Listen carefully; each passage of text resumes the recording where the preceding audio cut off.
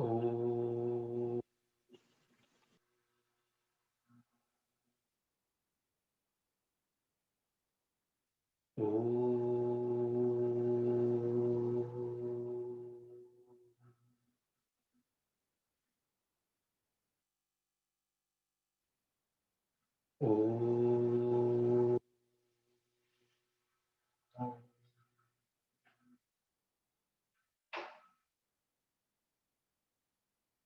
ॐ गणानां त्वा गणपतिगुं हवामहे कविं कवीनामुपमश्रवस्तमं ज्येष्ठराजं ब्रह्मणां ब्रह्मणस्पत आनशृण्वन्नोतिभिः सीदसादनम् ॐ श्रीमहागणपतये नमः। ॐ श्री सरस्वत्यै नमः। ॐ नमः प्रणवार्थाय शुद्धज्ञानैकमूर्तये निर्मलाय प्रशान्ताय दक्षिणामूर्तये नमः। सदाशिवसमारम्भां शङ्कराचार्यमध्यमाम् अस्मदाचार्यपर्यन्तां वन्दे गुरुपरम्पराम्। गुरुर्ब्रह्मा गुरुर्विष्णुः गुरुर्देवो महेश्वरः गुरुरेव परं ब्रह्म तस्मै श्री गुरवे नमः। चिन्मयं व्यापि यत्सर्वं त्रैलोक्यं सचराचरं तत्पदं दर्शितं येन तस्मै श्री गुरवे नमः।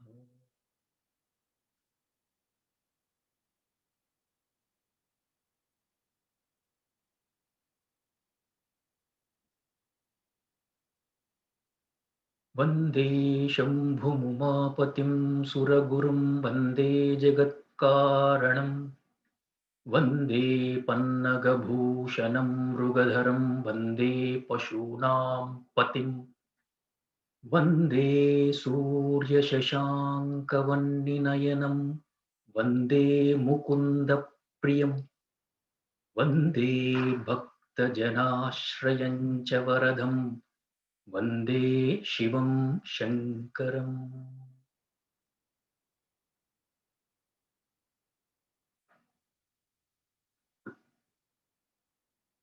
Oh, we finished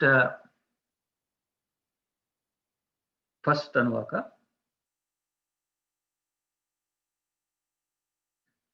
Meaning up to, I mean, just before the Shambhave Namaha, of course, we have to do the Namaste Astu Bhagavan Vishveshwaraya is usually by convention is part of Rudram, but not actually part of the Sri Rudram in the Krishna Yajurveda, but it's added because from here, from the second Anuvaka onwards, all the Namas real, you said right? We have in the Vedic, in the Vedas, the Namavali of any Bhagavan, the first one, first time we see in Rudram only. That's what in the introduction we have talked about, right? So before the Namavali, actually Namavali in the sense, of course, in the form of mantras itself. So this Bhagavan, this Namaste Astu Bhagavan Vishveshwaraya, all the names of the Lord are usually recited. It's added as a convention, though it is not part of Rudram. Okay? So it starts with Shambhave Namaha Namaste Astu Bhagavan Vishveshwaraya Mahadevaya Trambakaya Tripurantakaya Trikalagnikalaya Kalagnirudraya Neelakantaya Mrityunjayaya Sarveshwaraya Sadashivaya Shrimanmahadevaya Namaha. I think most of you must be chanting this, right? I think so, because it's very common in mission. Any Rudra Abhishekam, most of us chant, even without knowing Rudram. Many of us have been chanting this, isn't it? Yeah, even before learning Rudram, I think Right. with repeated hearing, maybe this one got some acquaintance. But I see actually two versions. One is after Tripurantakaya, Trikalagni Kalaya and Trikagni Kalaya. Correct. Yeah. Two versions. So, Trikagni Kalaya, Trikalagni also is there. But since in the Vedic chants, our book, Chinmaya book of Vedic chants, it is Trikalagni Kala is there. So you can stick to that, or Trikagni also is fine. Trikagni Kala. So it's easy. You want to learn? We can learn. Okay, fine. We'll see. Shanti, you do it. First Anuvaka, we're all good, right? Prakashji, I think did you get a chance? Hope you got a chance to practice. Okay. We finished first Anuvaka. Okay. Shambhave Namaha. Shambhave Namaha. Shambhave Namaha. In some versions, some people skip this. Some, when we must have seen, they directly go to Namaste. Namaste. Namaste. Namaste. Astu Bhagavan Vishveshwaraya. Astu Bhagavan Vishveshwaraya. Bhagavan Vishveshwa. Only the Shva is Anudatta. Bhagavan Vishveshwaraya. Bhagavan Vishveshwaraya. Bhagavan Vishveshwaraya. Mahadevaya. Mahadevaya. Mahadevaya. Trambakaya. Trambakaya. Trambakaya. Tripurantakaya. Tripurantakaya. Tripurantakaya. Trikalagnikalaya. Trikagni kaadu kada. Trikagni. It is Trikagni. Okay. Yeah. But since it is here Trikalagni, we are following that. So yes. Trikalagni Kalaya. Trikalagni Kalaya. Trikalagni Kalaya. Kalagni Rudraya. Kalagni Rudraya. Kalagni Rudraya. Neelakanthaya. Neelakanthaya. Neelakanthaya. Mrityunjayaya. Mrityunjayaya. Mrityunjayaya. Sarveshwaraya. Sarveshwaraya. Sarveshwaraya. Sarveshwaraya. Sarveshwaraya. Sarveshwaraya. Sadashivaya. Sadashivaya. Sadashivaya. Shriman Mahadevaya Namaha. Shriman Mahadevaya Namaha. Shriman Mahadevaya Namaha. Shambhave Namaha. Namaste. Astu Bhagavan Vishveshwaraya Mahadevaya Trambakaya Tripurantakaya Trikalagnikalaya Kalagnirudraya Neelakanthaya Mrityunjayaya सर्वेश्वराय सदाशिवाय श्रीमन्महादेवाय नमः। शम्भवे नमः। शम्भवे नमः। शम्भवे नमः। शम्भवे नमः। नमस्ते अस्तु भगवन् विश्वे। नमस्ते पॉज। नमस्ते पॉज। अस्तु हाँ। ओके। शम्भवे नमः। नमस्ते अस्तु भगवन् विश्वेश्वराय भगवन् विश्वेश्वराय भगवन् विश्वेश्वराय महादेवाय त्र्यम्बकाय त्रिपुरान्तकाय त्रिकालाग्निकालाय कालाग्निरुद्राय नीलकण्ठाय मृत्युञ्जयाय सर्वेश्वराय सदाशिवाय श्रीमन्महादेवाय नमः। श्रीमन्महा नो श्रीमन्महादेवाय नमः। या श्रीमन्महादेवाय नमः। श्रीमन्महादेवाय नमः। श्रीमन्महादेवाय नमः। श्रीमन्महा one, I mean no swara, right? So श्रीमन्महादेवाय नमः, like that's yeah. Chandraji, when you were telling, I heard something differently, like Mahadevaya yat something. Mahadevaya Trayambakaya yat or something. You said something. Since you are joining with the next nama, with the next name of the Lord, Mahadevaya Trambakaya, something like that. When you are combining, when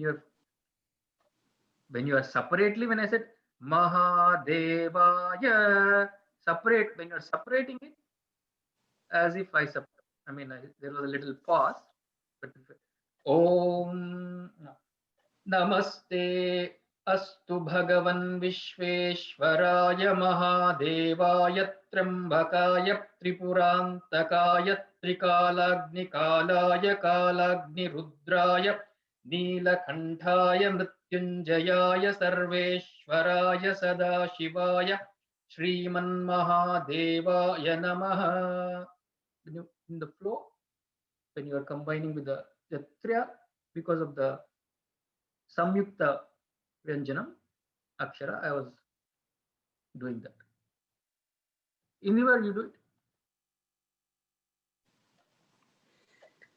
Shambhave Namaha. Namaste Astu Bhagavan Vishveshwaraya Mahadevaya Trimbakaya Triprantakaya Trikalagnikalaya Kalagni Rudraya Neelakantaya Mrityunjayaya Sarveshwaraya Sadasivaya Shriman Mahadevaya Namaha. And make sure you consciously that ya, most of the yas, all the yas are Swarita.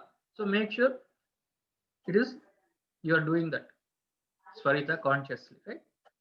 Because in the flow, Bhagavan Vishveshwaraya Mahadevaya Trambakaya Tripurantakaya, many people do, but ya is Swarita. Okay? Sorry. Keep that in mind.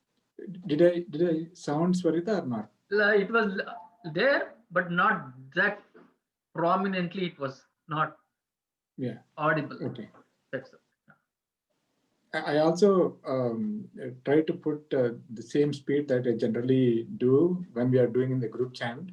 Yeah. So that also could be the reason. If I probably slow down, maybe I can consciously put some more when I get an opportunity, second time, I will try to show that.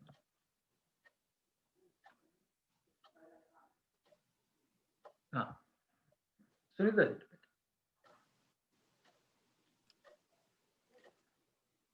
Shambhave Namaha. Namaste Astu Bhagavan Vishveshwaraya Mahadevaya Trambakaya Tripurantakaya Trikagnikalaya Kalagni Rudraya Neelakantaya Mrityunjayaya Sarveshwaraya Sadashivaya Shriman Mahadevaya Namaha. Ashish. Shambhave Namaha. Namaste Astu Bhagavan Vishveshwaraya Mahadevaya Trayambakaya Tripurantakaya Trikalagnikalaya Kalagni Rudraya Neelakantaya Mrityunjayaya Sarveshwaraya Sadashivaya Shriman Mahadevaya Namaha. The Trayam, instead of Trayambakam, many people say it is Triya, because that Samyuktam, right? Tra and Ya becomes Triya. Instead of Trayambakam, Trambakam. Trambakam. Okay. Trambakam. So like combine those first two. Trambakaya here. Okay. Trambakaya, right. Same way as in Mrityunjaya mantra as well, right? Yeah, same there also. Trambakaya Jamahe. But many people, we say Trayambakam Yajamahe. That's okay. When it is not Vedic chanting, that is fine. Because Trayambakam, three Ambakam. But in chanting, try to consciously Trambakam Yajamahe. Do that. We'll come to this after many days. I think so many days we still left for that. It's the end. Now, Prakash, you want to try? Yes. Yeah, I'll try. Shambhave Namaha. Namaste Astu Bhagavan Vishveshwaraya Mahadevaya Trayambakaya Vipurantakaya Trikalagnikalaya Kalagni Rudraya Neelakantaya Mrityunjayaya Sarveshwaraya Sadashivaya Sriman Mahadevaya Namaha. I mean, wordings are fine, but they were all disjointed, kind of. Okay. So you should make sure, put some effort. Instead of, don't have to Mahadevaya, you don't have to be that abruptly, you don't have to end that. Right. Mahadevaya Trambak. Immediately take the next. Mahadevaya Trambakaya Tripurantakaya Trikalagnikalaya Kalagni Rudraya. Like that. Mrityunjayaya Sarveshwaraya Sadashivaya. I mean, Sarveshwaraya. Also, you should not be that. You should not abruptly end that ya. It has to be smooth. Okay. Try it. By effort you will get. Yeah. Raviraj. Shambhave Namaha.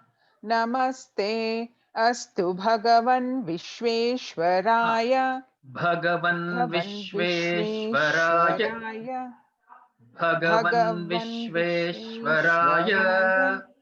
Bhagavan Vishveshwaraya Mahadevaya Triambakaya Tripurantakaya Trikalagnikalaya Kalagnirudraya Neelakantaya Mrityunjayaya Sarveshwaraya Sadashivaya श्रीमन्महादेवाय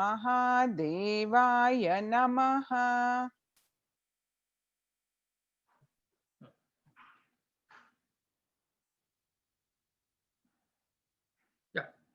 Try to practice, then you should flow smoothly.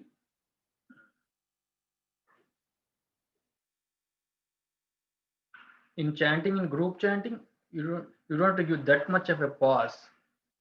Bhagavan Vishveshwaraya Mahadevaya. That is not, we don't hear that, right? But while learning, that's okay. Okay. So you just to blend with the next one and then flow. Okay. Like if people are going on 70 on highway, you say, right, blend with. You can't go on 45. You actually mean 120, right? I mean, a couple of times initially, when by the time I said Bhagavan Vishveshwaraya, people were already saying Mahadevaya Namaha. In the group, we'll have to adjust to the pace of the lead group chanter. Who is the lead?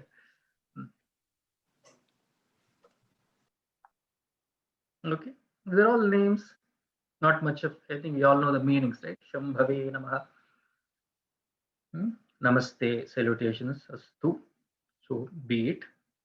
To Bhagavan Vishveshwaraya. Bhagavan, we know Bhagavan. Yes, Bhaga. One who has Bhaga is Bhagavan. We know, right? You have seen the meanings. Bhaga, sixfold wealth. Vishveshwaraya. Mahadeva. All words, we all know that. Mahadeva. Trambakam, Trambakaya. The three-eyed one. Tripura Antakaya. You know that, right? The story. Tripura Anta. The one who Antaka of Tripura. The 3 cities, right? You know that story, I think. This one who destroyed the 3 Tripuras, 3 cities of these Rakshasas. And that is not somewhere else. Tripura means here. Where is it? Tripura. 3, not 3 cities or 3 towns, 3 states. Where? We go through 3 states, isn't it? What are the 3 states? Sattva, Rajas, Tamas. No, that is okay. That is gunas. That is okay, fine. That is also fine. 3 avastas. Oh, okay. Waking, deep sleeps, and dream state. Yes. Jagrat, Swapna, Sushupti. Yeah. So those are the 3 cities we go through. Jagrat, Swapna, Sushupti. Now we are all Jagrat, right? Nobody is in Sushupti. But in that case, he has to keep destroying every day. He will not have any other work other than destroying our states. No, that is what. These 3 states itself is samsara, right? So, according to Puranam, these 3 cities have to align together. That is the varam. They got the Rakshasas. Only when they're aligned together, he can destroy. He can, the arrow he sends, Lord Shiva, according to the Puranam. Right? So they become so powerful, these Rakshasas. And the 3 cities has to, only when they align in one line, he can destroy it. So symbolic. The avastas to destroy it, it's a samsara. 3 avastas themselves is samsara. When will you destroy? When we know the turiya avastha, the 4th state, when we are aware of it. He means what? We ourselves, when we are by jnanam, if you can be in that state of turiya avastha, the 4th state, the so-called, it is not really a state. Right? So when we know, when we falsify, destroying means what? Not destroying the 3 states. This is falsification. It's mithya. Mithyatva nischayatvam is destroying. In our case. Okay. Mithyatva nischayatvam. Okay. Tripura Antakaya. Trikala Agni Kalaya. Trikala Agni. Kalameva Agni. Kalameva Agni. Right? The three periods of time: past, present, future. We say, right? That itself is Agni. Trikala Agni Kalaya. One who devours the time. It's as if Kalagni Rudraya. In fact, the same meaning. Kalagni Rudraya. One who is the devourer of time. Okay, this session is in time from 6:30 to 8. It ends. This event ends, but then the time Kala Tattvam continues. But this is getting exhausted. This session is getting exhausted, but then the Kala Tattvam is continuing. He is as if he is devouring everything. Okay. But then we are using it for good. Sattvic. We don't have to worry. Even though it is getting exhausted, it is getting exhausted in a good way. Okay. Kalagni Rudraya Neelakantaya Vino. The blue necked Mrityunjayaya. We know that story how he got that name Mrityunjaya.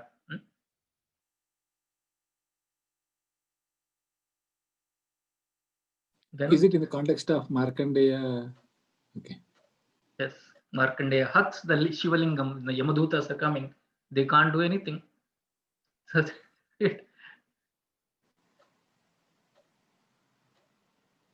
Mrityunjayaya Sarveshwaraya Ishvara of all, Sarva Ishvara Sada Shivaya, the all auspicious, the giver of all, always auspiciousness, right? Shriman Mahadeva. Shriman. Shri. Shri doesn't mean only Lakshmi. Shri means Maya. He is with Maya Devi. So here it is the Shakti. Shriman. Shriman. Srimati, we say, right? Shriman Mahadeva, the great Lord. Yeah. Okay. Now starts the actual second Anuvaka. And here the speciality is, you must have observed, the Namo comes first in the beginning, and also at the end also one Namo comes. And so two Namos. Salutations. This will continue up to, I think, 3 Anuvakas. 3 means, I mean, the second, third, and fourth Second, third, Anuvakas, we fourth. see that 2 Namos, the beginning and the end. After that, 1 Namo in the beginning only.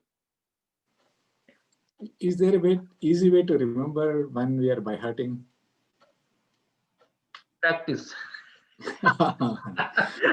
I tried several times, but when it is Namo, it is very, very That difficult. Swarita, you mean Swarita and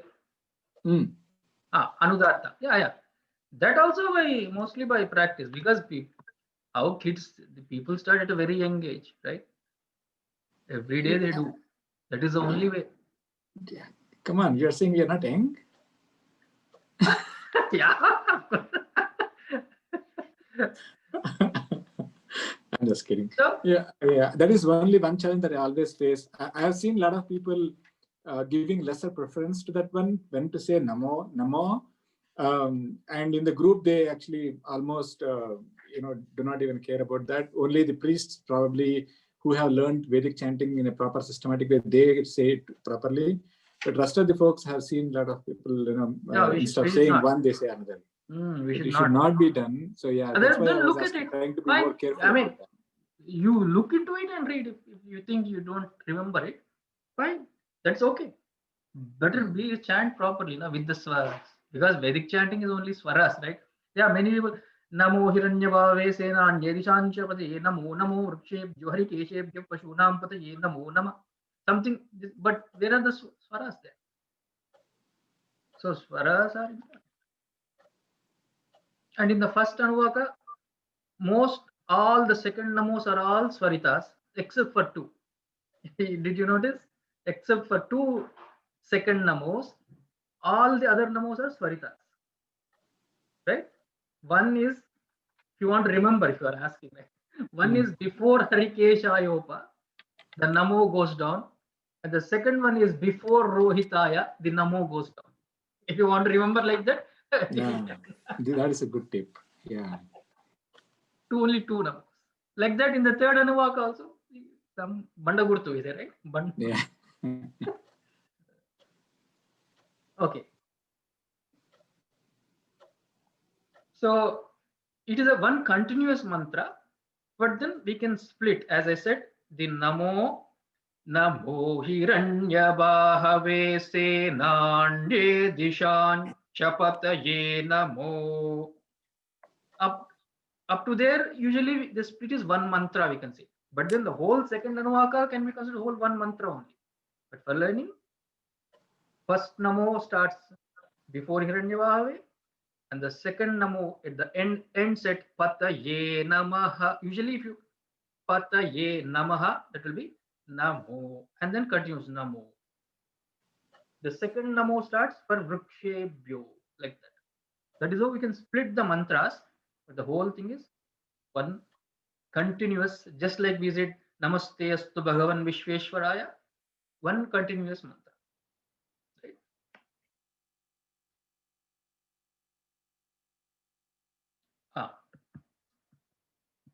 Pravinaji. Namo Hiranyabahave. Namo Hiranyabahave. Hiranyabahave. Hiranyabahave. Hiranyabahave. Namo Hiranyabahave. Namo Hiranyabahave. Namo Hiranyabahave. Namo Hiranyabahave. Senanye. Senanye. Senanye. Senanye. Senanye. Senanye. Dishancha. Dishancha. Dishancha. Pataye. Pataye. Pataye. Pataye. Namo Hiranyabahave Senanye Dishancha Pataye Namo Namo. Namo Hiranyabahave Senanye Dishancha Pataye Namo Namo. Namo Namo. Namo Namo. Namo Namo. Namo Pataye Namo Namo. Pataye Namo Namo. Pataye Namo Namo. The ta has to nicely go up. Pataye Pataye Namo Namo. Pataye Namo Namo. Pataye Namo Namo. Namo Hiranyabahave Senanye Dishancha Pataye Namo Namo. Namo Hiranyabahave. Namo. Namo. Namo Hiranyabahave Senanye Dishancha Pataye Namo Namo. Namo Hiranyabahave Senanye Dishancha Pataye Namo Namo. And then when we pick up the next one, we'll again start with Namo Namo, so that for the continuation, because it's all one mantra. Actually, it ends at Namaha, but for continuous it Namo Namo, just so that we learn it. Continuation. Ashish.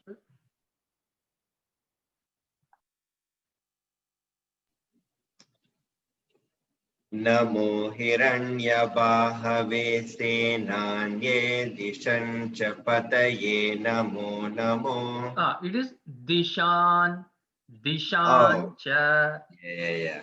I missed that. Dishan. Okay.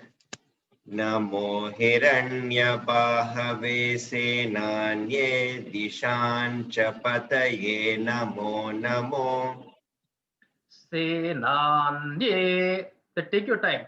Senanye, because that na and ye is there. After na, just dwell some time there.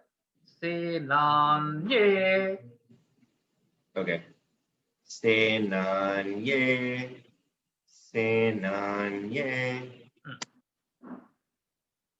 Namo Hiranyabahave Senanye Dishancha Pataye Namo Namo. In the world. Namo Hiranyabahave Senanye Dishancha Pataye Namo Namo.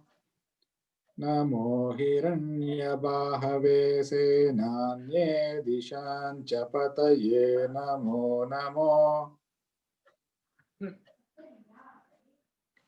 Shanti.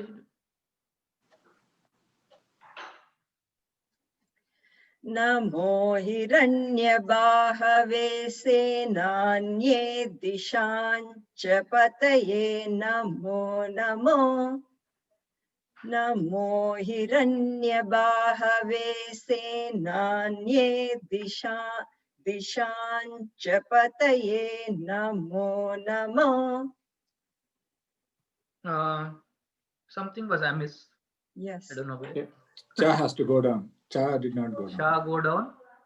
Pataye namo namo. Pataye namo namo. Namo Hiranyabahave Senanye Dishancha Pataye Namo Namo. Na should not go down. I think na. Ye namo. Pataye Namo. Pataye Namo Namo. Yeah. Sunita.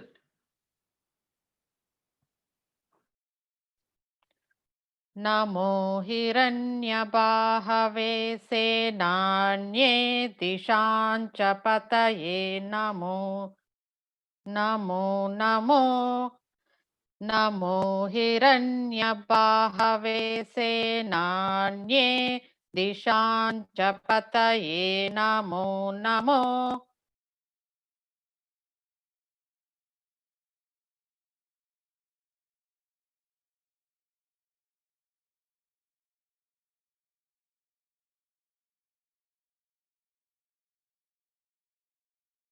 Oh, sorry, I was on mute. Sorry, Prakash ji, do it. Namo Hiranyabahave. Namo Hiranyabahave. Namo Hiranyabahave. Repeat that. Namo Hiranyabahave. Namo Hiranya. Not Namo. Namo. Namo. No. Namo. Namo. Namo. You don't have to stress on na at all. Okay. Just say, as don't look at it. Say Namo once. Namo. Namo. Namo. Namo. Namo. Namo. Again Namo. Namo. Namo. Namo. Don't worry about how I am saying has to be exactly like that. Only mo has to go down, right? As if casually you're conversing with somebody. Namo, right? Don't bother about how. Don't be too tight. Namo. Namo. I'll say regular. Namo. Namo. Namo. Namo. Namo. Mo going down, right? Namo. Okay. Namo Hiranyabahave. Namo Hiranyabahave. Hiranya. Hiranyabahave. Hiranya. Hiranyabahave. Hiranyabahave. Hiranyabahave. Senanye Dishan. Senanye. Senanye. Senanye Dishancha Pataye Namo Namo. Namo Hiranyabahave Senanye Dishancha Pataye Namo Namo. Namo Namo. Namo Namo. Namo Namo. Namo Namo. Namo Namo. Something like that. Namo Hiranyabahave Senanye Dishan Chapataye. Namo Namo. Namo Hiranyabahave Senanye Dishancha Pataye Namo Namo. Yeah, I mean, practice. It won't come in one class, of course.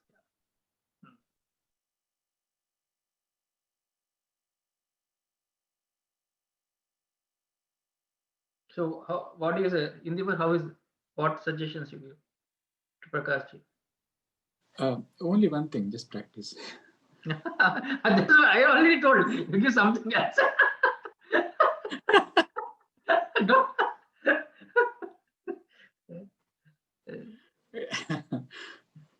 Yeah, I think yeah, you probably have to whenever you raise the voice, right, you go in a slightly different way. You consciously have to understand how it is. Senanye is different. Senanye is different. So you have to consciously understand the way that you are saying the Swarita. That way, I think you can make a good amount of improvement. Wherever you are putting Swarita, right, you are taking it in a slightly deviated Swarita. That is probably correct. Yeah, it is just a straight word. It is a straight line, not a diagonal line.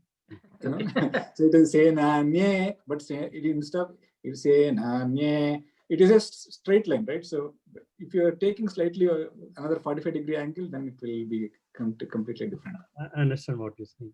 Sure. Thanks. Good. Nice suggestion.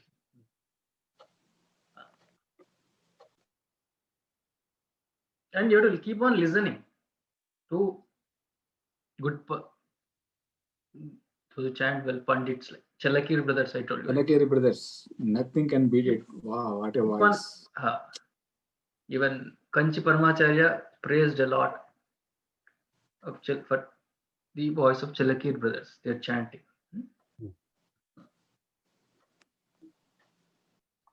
Okay.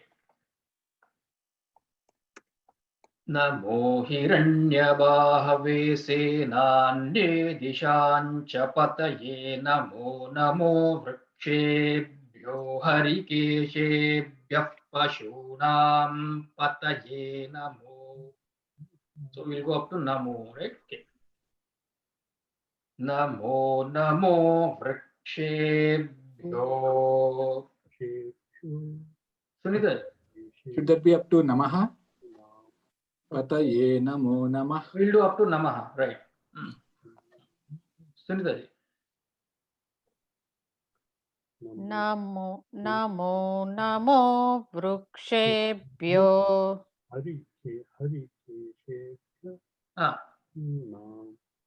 Prakash ji. Let me. I think you're not on mute. Okay, now you're. Fine. Continue.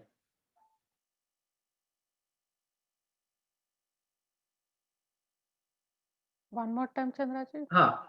Namo Namo Vrikshebhyo. Vrikshebhyo. Take your time. Bhyo. Vrikshebhyo. Namo Namo वृक्षेभ्यो Namo Namo वृक्षेभ्यो Instead of saying totally vr, vr, little don't have to say vr, vr, vrikshebhyo.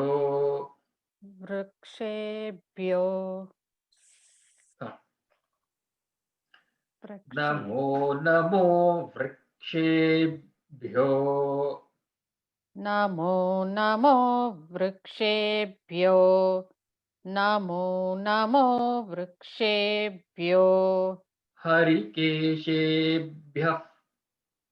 हरिकेशेभ्यः हरिकेशेभ्यः Harikeshebhyah pashunam. हरिकेशेभ्यः पशूनां हरिकेशेभ्यः पशूनां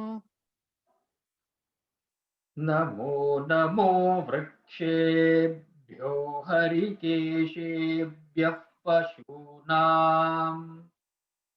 नमो नमो वृक्षेभ्यो हरिकेशेभ्यः पशूनां नमो नमो वृक्षेभ्यो हरिकेशेभ्यः पशूनां Pataye namo namah.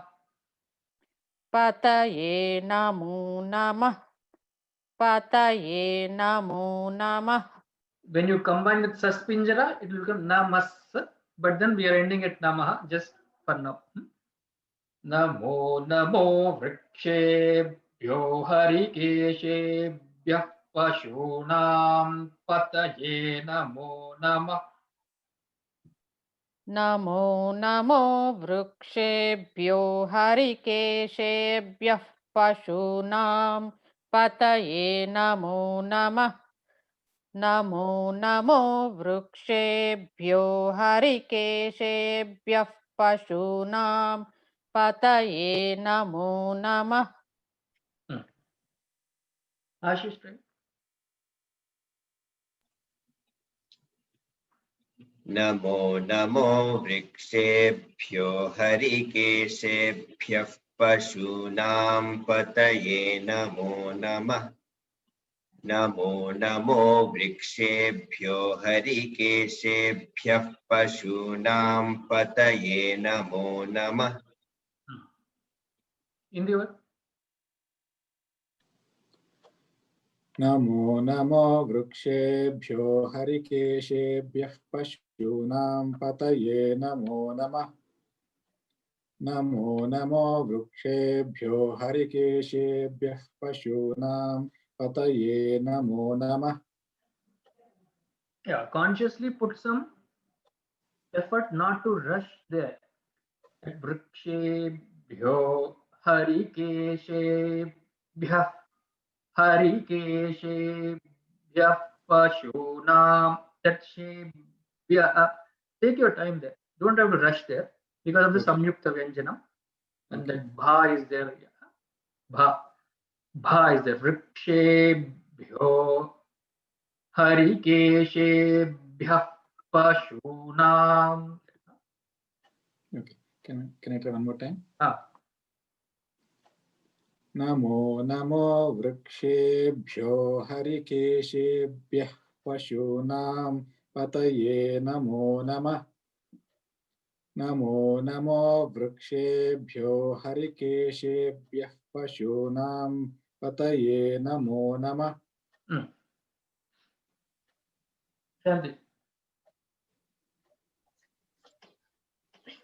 Namo Namo वृक्षेभ्यो हरिकेशेभ्यः पशूनां पतये नमो नमः नमो नमो वृक्षेभ्यो हरिकेशेभ्यः पशूनां पतये नमो नमः Harikeshebhyah upadmaniya. हरिकेशेभ्यः पशूनां पतये नमो नमः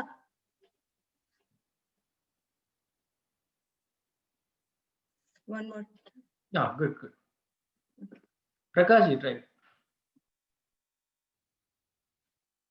Namo Namo Vrukshebhyo Harikeshebhyah Pashunam Pataye Namo Namah. Namo Namo Vrukshebhyo Harikeshebhyah Pashunam Pataye Namo Namah.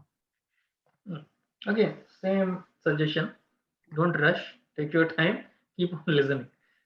Namo Namo Vrukshebhyo Vrukshebhyo Vrukshebhyo Hari, like that you're rushing there. Don't rush. Vrukshebhyo Hari. In learning, go slow only. Very slow, as slow as possible. Then you will get it. Do it slow. Namo Namo Vrukshebhyo Harikeshebhyah Pashunam Pataye Namo Namah. Practice it slow. Don't rush. Very slow. Okay. Hiranya Bahave, Bahu, right? So again, we are for Upasanam, we are praising the Lord. Upasanardham, Hiranya Bahu, whose Bahu are covered with Hiranyam, gold, right? Gold ornaments. Gold means what? Knowledge, right? Here, if you want Vedantic meaning, gold is knowledge. So decorated with golden ornaments. Hiranya Bahave, Senanye, Senanye, Senani. Senani is one who is the head of the Sena. Senani, right? Senanye and Dishan Chapataye Namah. Disha, you know what is Disha, right? Quarters, directions. One who is the Pati, who is the Lord of the directions. Means the Lord of the Devatas, because each direction we see Ishanam, Ishanyam, right? We say is presided by one Devata, Vayuvyum, one Devata. He's Devata of everybody. So Pati. So here in this, from 2 on up to 10, so we are talking about the Sarveshwaratvam, right? Sarvatmatvam, right? Sarvantaryamitvam. These three in the introduction, if you remember. So from 2 second Anuvaka to 10 Anuvakas. First Anuvaka, we praise the Lord. So here we're talking about Sarvantaryami, Sarva Ishwaratvam of the Lord. Right? So Hiranya Bahave, Senanye, Dishanchapataye, Namo Vrukshebhyah, Harikeshebhyah. What is Vrukshebhyah? You know, right? Vruksham. Vruksham. Trees. No inner meaning. Inner meaning also we can say. No, how can it be such a simple? Because we are talking about him as Sarvantaryami. He is there as the essence of everything. That simple also it can be there. Vrukshebhyah, from 15th chapter if you take, right? Urdhva Moolam Adashakam. He is that Vruksham, Samsara Vruksham. But the Moolam is Urdhvam. Brahman is Moolam. The root is Brahman. So he is Vruksham. He is the source of the Samsara Vruksham also, we can say. Inner meaning if you want. Urdhva Moolam Adashakam. Ashwadham Prahuravayena. Ashwadham Prahur. Ashwadha Vruksham we can say, take Vrukshebhyah, Harikeshebhyah. Harikesha means green leaves. So the leaves give life to the tree. So here the Samsara Vruksham, what is the life? How does it propagate the Samsara Vruksham? The Karma Kanda of the Vedas. Chandamsi, 15th chapter. Parnani. Chandamsi means what? The Vedas. The Karma Kanda of the Vedas. All the karmas that we do. He is in a way preserving the tree, Samsara Vriksha. Okay. And that is also the Lord, of course. The Karmakanda is also the Lord, right? But then we have to cut it, right? The vriksham, samsara vriksham has to be cut. Asanga shastrena Trudhena dridhena chitva, right? Dridhena chitva. Asanga shastram, the shastra of vairagyam, asangam. To cut it. Okay. Vrikshebhyo harikeshebhya pashunam pati. Pashupati. We know Pashupati, famous Nepal, Pashupati. So we are all Pashus, is a Pati. Okay. Pashu is anything, any, not only the animal, any two-legged being, any four-legged being is also Pashu. Okay. Pashunam Pati. Now,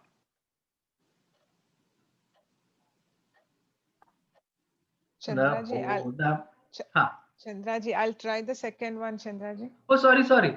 You didn't do it. Continue. Namo. Namo Namo Vrikshebhyo Harikeshebhyah Pashunam Pataye Namo Namo Namo Namah Namo Namo Vrikshebhyo Harikeshebhyah Pashunam Pataye Namo Namah. Your audio was breaking a bit.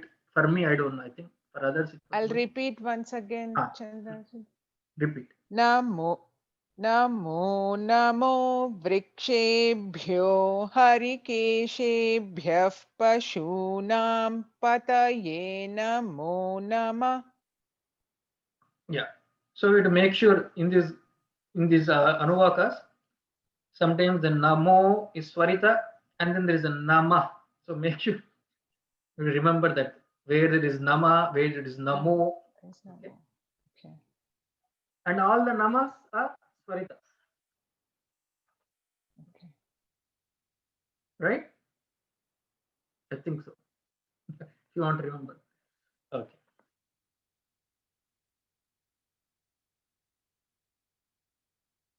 Namo namas pinjaraya tvishimate pathinam pataye namo namo.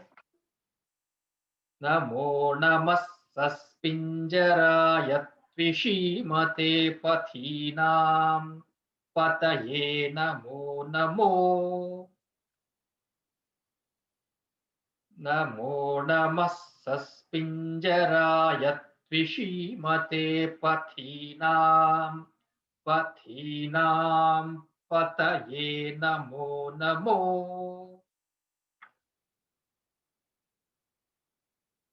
Ashish?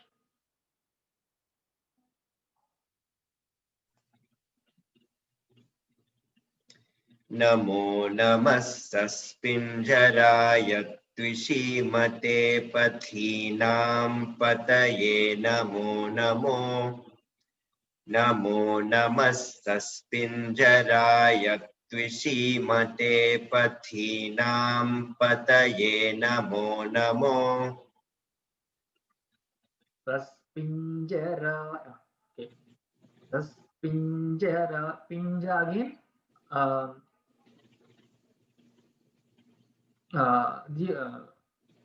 The samyukta vyanjanam. Again, same thing. Take your time. Saspi also. Spi. Saspinjaraya. It's good. Saspinjara. So just hold it. Yeah, a little bit of. Yeah. Okay. Hindi one. Namo namassasvinjaraya tvishimate pathinam pataye namo namo. Namo namassasvinjaraya tvishimate pathinam pataye namo namo. Sunita.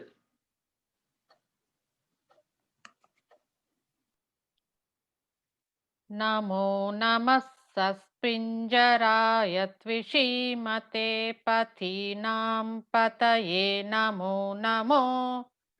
नमो नमः सस्पिञ्जराय त्विषीमते पथीनां पतये Namo Namo Praveen. नमो नमः सस्पिञ्जराय त्विषीमते पतीनां पतये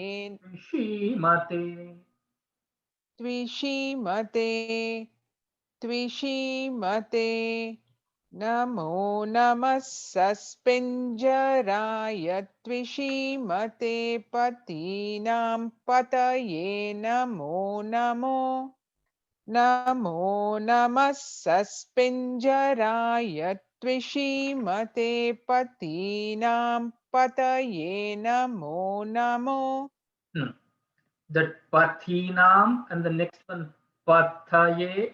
That ta, you should know the distinction, right? Pathinam pataye. That ta, First. that is tha, this is ta.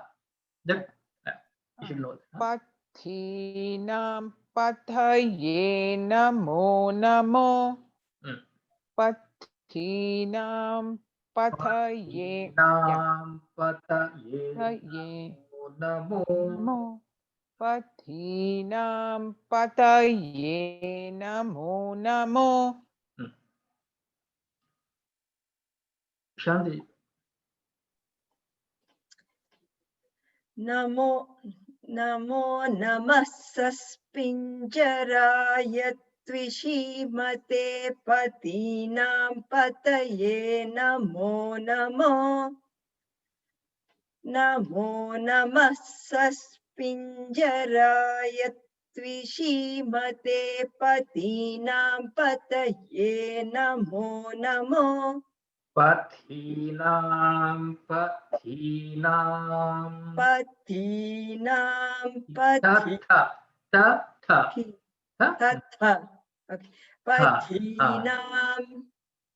पथीनां पतये नमो Pataye namo namo. पतये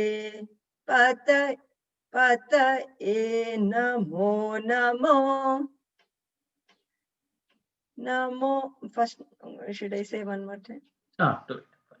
नमो नमः सस्पिञ्जराय त्विषीमते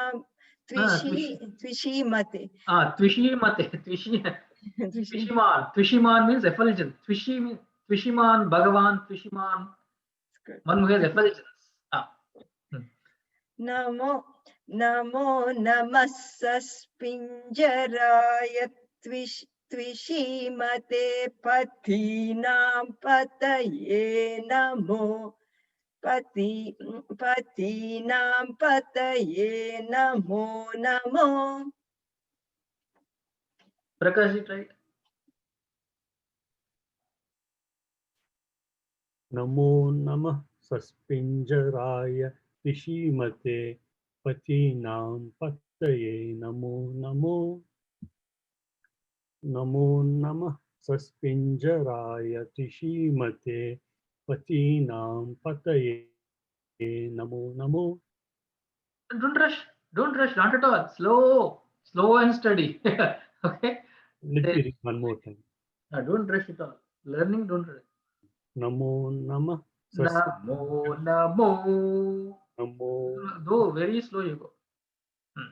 नमो नमः सस्पिञ्जराय त्विषीमते पतीनां पतये Namo Namo You are getting it slowly, yes.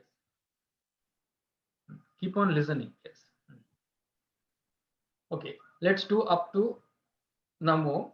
Twishimate, Saspinjara, Saspi, and Pinjara. Right? Saspi means Saspi, grass, tender grass. Pinjara means you know, right? Color, yellowish red. So he is in the form of the tender grass, like reddish yellow or yellow red. There also as the antaryami of that grass, tender grass. Right? Namaha saspinjaraya twishimate. Twishi, that shanmukasha. Twishiman, one who is effulgent. Twishimate. Right? Pathinam pataye namaha. Pathinam. Pat means all the paths. He is the leader, he is the Patinam Pati. Patinam Pati. If you talk any path, he is the Pati. He is the Lord of all the paths. Any path you take. Whether you take Dharma path, Ardha path, Kama path, or Moksha path, he is the Pati. Okay. Right? Oh, already one full stop has come already? Oh, that went so fast today it went. Right? So Chandraji, Ah, this everywhere it says Pataye Namo, right? Pataye means he is Lord to that, right? ah.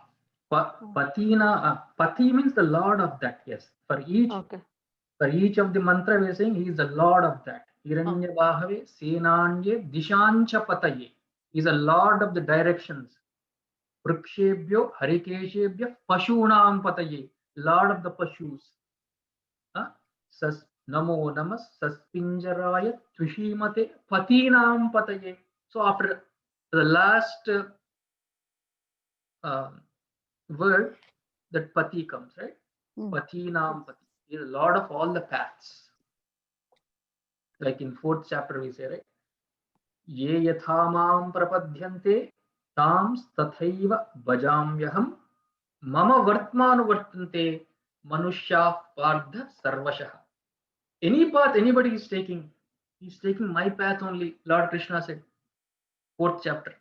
Because 4th chapter study group we are doing. That's why I remember. Don't think I remember all this. In the study group, Tuesday study group, you're doing 4th chapter. Mama vartmanu vartante. Anybody who is following any path is following my path only. Even a materialist person, even if he is following materialistic religion, is my path only because I gave everything in the Vedas. My path. So Patinam Pati. Everybody is following my path in a way because everybody is seeking happiness. Happiness is me ultimately, right? Everybody, whatever they're doing, is seeking happiness, right? Ultimately, happiness is Ananda, Paramananda is me only. Right? Okay. Once we'll do all the combined up to there.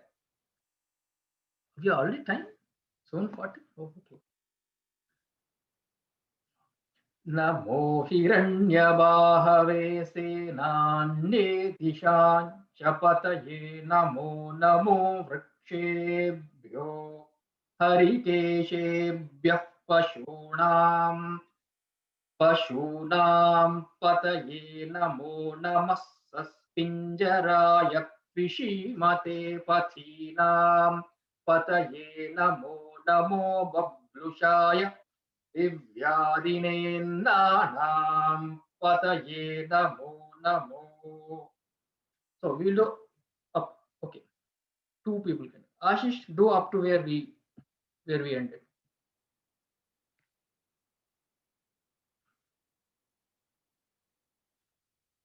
Namo Hiranyabahave.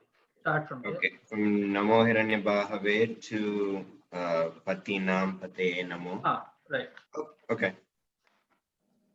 Namo Hiranyabahave Senanye Dishancha Pataye Namo Namo Vrikshebhyo Harikeshebhyah Pashunam Pataye Namo Namastaspinjaraya Twishimate Pathinam Pataye Namo Namo. Sunita.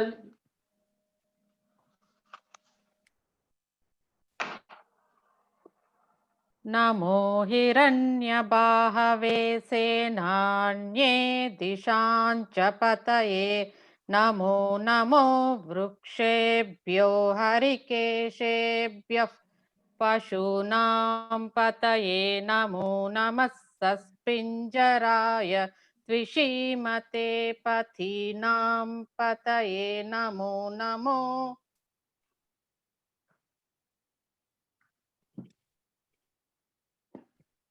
Okay, we will end it here. Hari Om Tat Sat. Hari Om.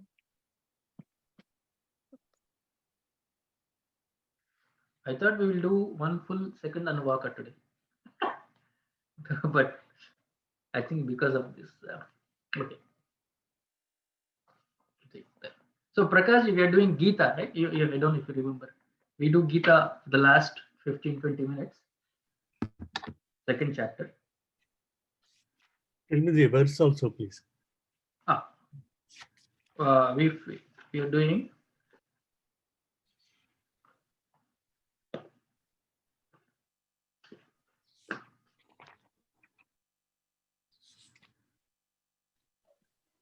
We complete up to 20. 20. We finished. Yeah.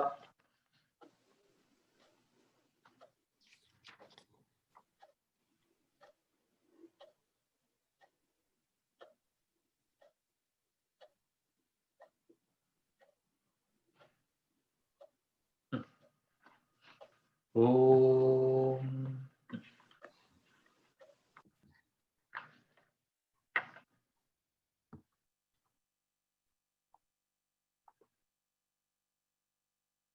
Let's do from 18th. Shruti ji, start. Om Shri Paramatmane Namah. ॐ श्री परमात्मने नमः। अथ द्वितीयोऽध्यायः सांख्ययोगः। श्रीभगवानुवाच अन्तवन्त इमे देहाः नित्यस्योक्ता शरीरिणः अनाशिनो प्रमेयस्य तस्माद्युध्यस्व Bharata. Nityasyokta Sharir. That Sha. Nityasyokta Sharirinaha.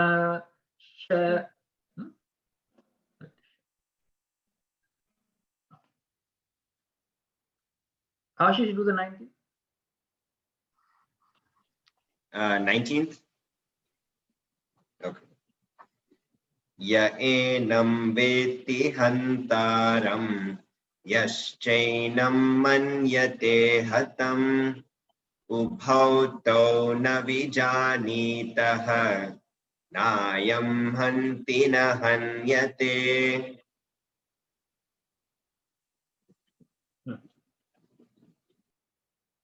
Shanti ji, do the 19th.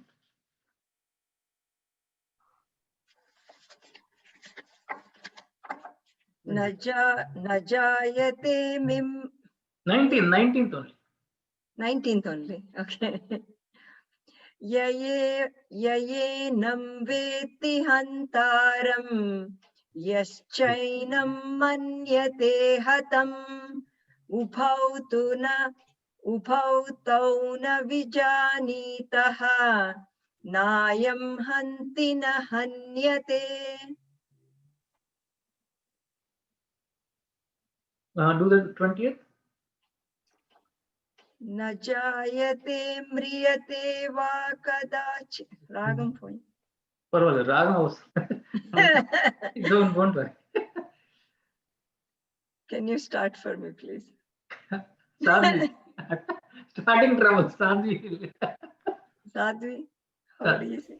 न जायते म्रियते वा कदाचित् न जायते म्रियते वा कदाचित् नायं भूत्वा भविता वा न भूयः अजो नित्यः शाश्वतोऽयं पुराणः न हन्यते हन्यमाने शरीरे।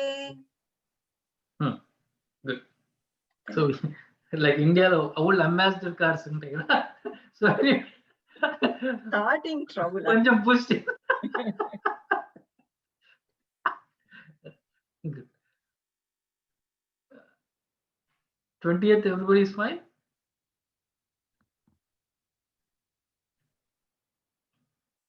Sunita ji, do the 20th.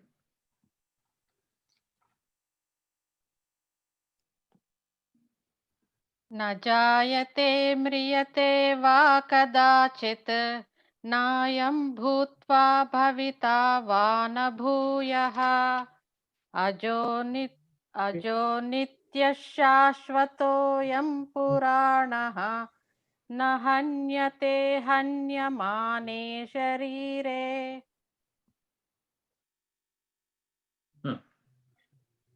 Everybody is good with 20th.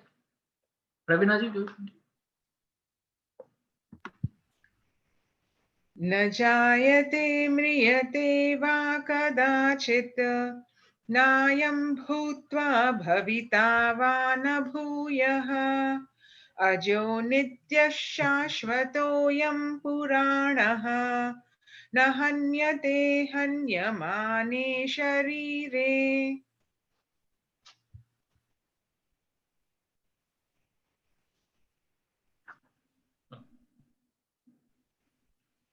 Nidivar, want to do it? Sure. न जायते म्रियते वा कदाचित् नायं भूत्वा भविता वा न भूयः अजो नित्यः शाश्वतोऽयं पुराणः न हन्यते हन्यमाने शरीरे. You want to try, Prakash ji? I can try. Don't bother about the tune. Just say the words. Words are- न जायते म्रियते वा कदाचित् नायं भूत्वा भविता वा न भूयः अजो नित्य शाश्वतोऽयं पुराणो न हन्यते हन्यमाने शरीरे. That is fine, but when you are splitting, put that visarga comes, right? Puranaha will come. Na hanyate hanyamane sharire. Sure. So here it's written as Purano. Yeah, Purana. that's right. That's it. Will be Purano only will be there. Since we are splitting in that particular part, Okay. the Puran, that visarga we add as per grammar rule.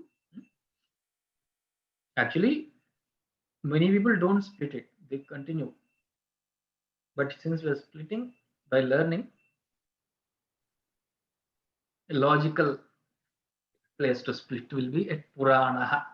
If you want to split, so that's why.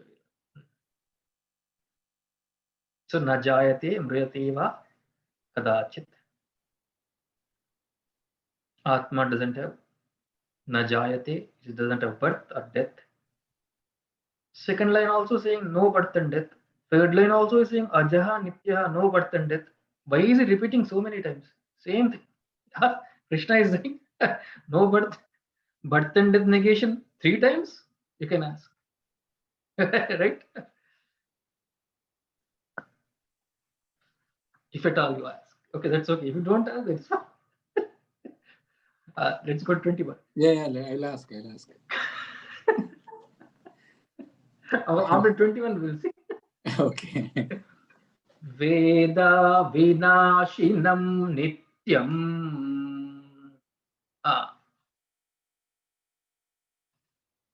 Pravina ji, do it. Veda vinashinam nityam. Veda vinashinam nityam. Ya enamajamavyayam. Ya enamajamavyayam. Ya enamajamavyayam. Katham sapurusha partha. Katham sapurusha partha. Katham sapurusha partha. खं घातयति हन्तिकम् कं घातयति हन्तिकम् कं घातयति हन्तिकम् खं घातयति हन्तिकम् कं घातयति हन्तिकम् कं घातयति हन्तिकम्.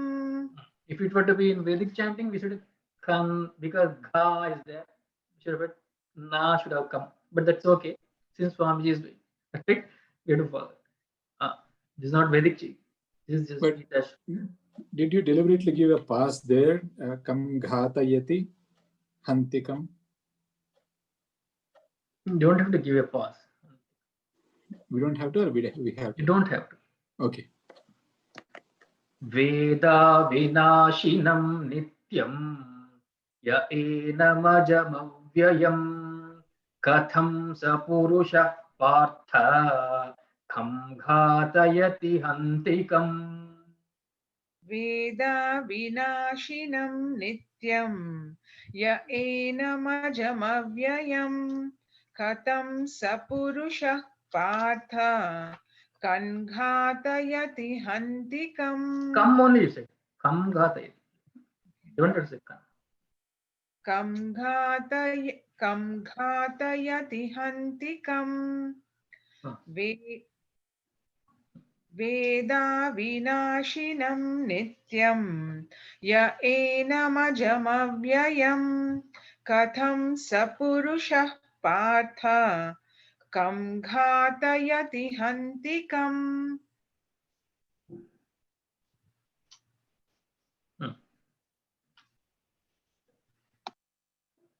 Ashish, do it. वेदा विनाशिनं नित्यं य एनमजमव्ययं कथं स पुरुषः पार्थ कं घातयति हन्तिकम्. Is it atham cha purusha or katham cha purusha? Katham. Katham. Oh, why is it showing Katham atham? sa purusha partha. Tham. Katham. Katham. How? How? Yeah, for some reason it is printed as on this one. Hindi word. Veda vinashinam nityam yayena majamavyayam katham sapurushah partha kam ghatayati hantikam.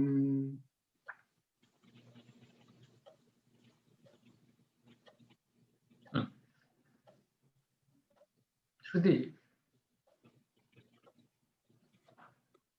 वेदा विनाशिनं नित्यं य एनमजमव्ययं कथं सपुरुषः पार्थ कं घातयति हन्तिकम्. Again. वेदा विनाशिनं नित्यं य एनमजमव्ययं कथं सपुरुषः पार्थ कं घातयति हन्तिकम्.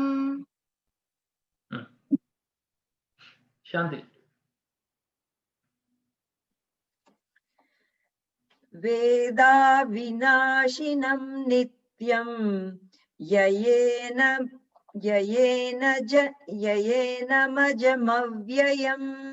कथं सपुरुषः पार्थ कं घातयति हन्तिकम्.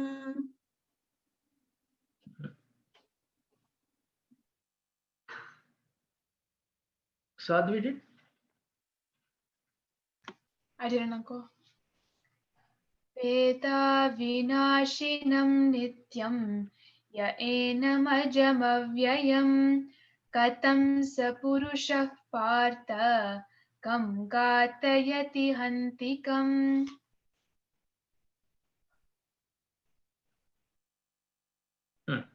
Again, 2 times.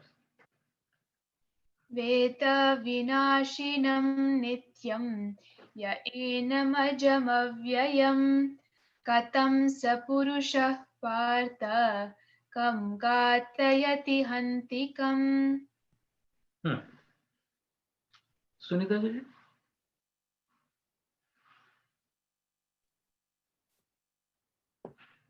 वेदा विनाशिनं नित्यं य एनमजमव्ययम् कथं स पुरुषः पार्थ कं घातयति हन्तिकम् 2:5. वेदा विनाशिनं नित्यं य एनमजमव्ययम् कथं स पुरुषः पार्थ कं घातयति हन्तिकम् Prakash ji. Veda vinashinam nityam yayenamajamavyayam katam sapurusha partha kam ghatayati hantikam. Veda vinashinam nityam yayenamajamavyayam katam sapurusha partha kam ghatayati hantikam. So hanti means killing, right? So here killing is only udaranardham or upalakshanam. So killing can be any activity. Here the activity is killing any laukika, any vaidika. Even nityanayamitika also comes. So upalakshanam only. So nobody is a karta or a karayita. Nobody can kill or cause others to kill, slain, cause to be slain, right? So killing is only a upalakshanam or udaharanam for any action. Here killing is taken in the context of the yuddham war. So 19, 20, 21, almost same idea is being repeated, right? 19, the verse was about akarta abhokta. Na vetti hantaram yaschena manyate hatam. Nobody is a slayer or the slain. Number 20 also is the same in a way. Atma nirvikara swarupa, changeless. 21, same, either karta or karayita. Karayita means one who makes others do. So why same 19 was a pratigna, they call it in the Shastram. Pratigna means proposition. So there it is that Atma is actionless. Number 20 was Hetu, means the reasoning. Because why Atma is actionless? Because Atma is na jayate mrite va kadachit, all that is changeless. He's talking about nirvikara swarupam, changeless. It doesn't undergo the six-fold modifications. If you have read Tattvabodha, how many of you read Tattvabodha? Tattvabodha, we are doing, anywhere we are doing Tattvabodha, it will come, right? So number 20 talks of nirvikara swarupam. It doesn't undergo, like the body undergoes the six-fold changes, right? Asti, jayate, vardate, viparinamate, apakshiyate, nashaha, right? It undergoes the change, it grows, it is changing, it is decaying. Finally, you know that, right? So this talking about my real self, which does not undergo the six-fold modifications. That number 20 talks of that. 21 is talking about again same thing, but it is concluding. Therefore, Atma is actionless, neither karta nor karita. Okay. So number 19 is pratigna, proposition. Atma is actionless. Number 20 is the hetu. Why? Because Atma is changeless. And finally, number 21 is concluding. Therefore, Atma is actionless. Okay. So nice. Shankaracharya gives all these explanations. Nothing, not ours, right? All is good. So up till now, we said we got 22 registrations. So We can have 5 groups if you want. So we need 5. So Saturday. So I think maybe others will be there. Vidyaji, Faniji, Ashish, you will be there, right? Saturday you will be there 6 to 7. 6 to 7 p.m. Yeah. Let me know beforehand. Yeah. 1, 2, 3, 4. Sharmila ji also. Sunita, Sharmila ji might not be there, I think. Oh. What's the link for Saturday? Do we have The same link that we are using for adult satsang that you joined on Sunday. Oh, so the same, like the older students link? Okay. Okay. So if required, we'll ask you, Indore will ask you. We have more registrations. So Sunita ji, you will be there? Okay. All of you can be there. We'll see how it goes. Shanti ji, you can be there. Saturday, 6 to 7 p.m. Okay. Shruti ji, be there. We'll see how it is. If you have time, be there. How it goes. You just have to ensure that, Sorry, go ahead. I'm saying we just have to ensure that students are more than the teachers. That's all, right? It's okay. We can also. Chandraji, please don't count on me. I'll see if I'm available. I'll log in. We are students, Shruti. One of students. It's okay. We'll go there. And I agree. Yeah, depending on the circumstance, we'll change the here, hat. I would say I'm really glad I'm here because I really realized that I didn't know the mistakes that you were pointing out, and unknowingly I was doing the same thing without knowing that these are my errors. I would have not rectified also. Thanks to this group.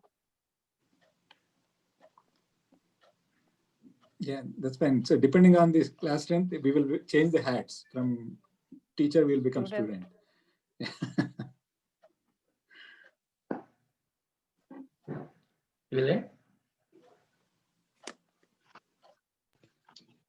Next verse is again the popular verse. Vasam se jirnani. Like the worn out clothes, we change our bodies.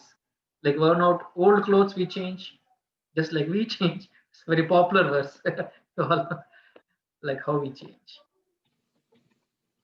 We'll see. Quick question. So will this be every Saturday through the school year, just like Bhavin? As of now, that is a plan until we finish the portion. You know the portion, right? 38 verses. Oh, okay. Okay. If people are total, I mean, if they're new to chanting, it will take time because each and every word to split until they get the clarity. It's not all 72. For the first year, this year only that half of it. Oh, okay. Then next year we'll continue with other half. So up to 38. We have both adults and kids, Chandraji, for. Yeah, we said in the flyer, everybody is well. No, the registrations that we have a mixed group. I don't know. Just now I'm seeing Rajesh sent a message. 22, he said. Okay. So I will to check with him. What is the mix? Just now he said.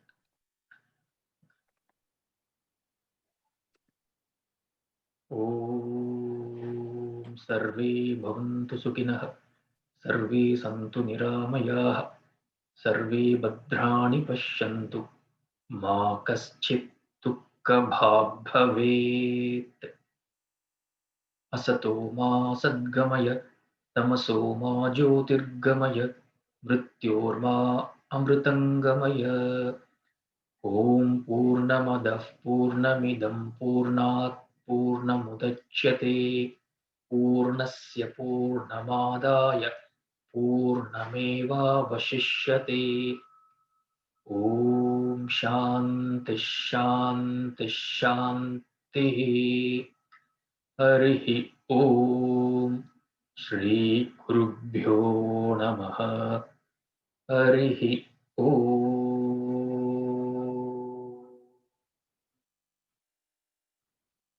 Sat.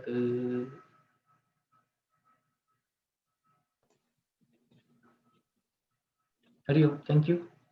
Thank you. Thank you. you. Thank you. Thank you, Chandraji. See you on Saturday.